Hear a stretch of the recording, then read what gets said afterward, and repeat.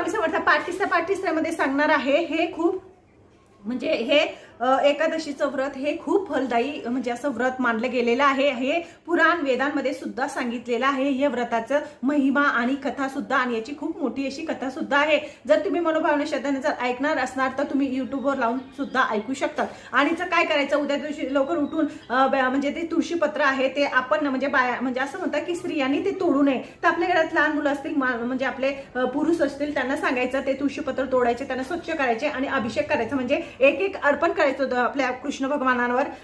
विष्णू सहस्त्रनाम म्हणायचं, नाही तर हरिपाठ म्हणायचं, नाही दोन्ही पण येत असेल तर युट्यूब मध्ये लावून द्यायचं, नाही तर हरे कृष्णाय नमः हरे वासुदेवाय नमः असं मंत्र म्हटलं तरी चालेल। असं ते तुम्ही तुळशीपत्र भगवान विष्णूंना अर्पण करा। तुमच्या मनातली इच्छा नक्कीच पूर्ण होणार, कारण की हे खूपच महान म्हणजे खूपच पुण्यकारी व्रत आहे आणि याच्याने इच्छा पूर्ण होतात। माझ्या चॅनलला लाईक सबस्क्राईब करा आणि पुढे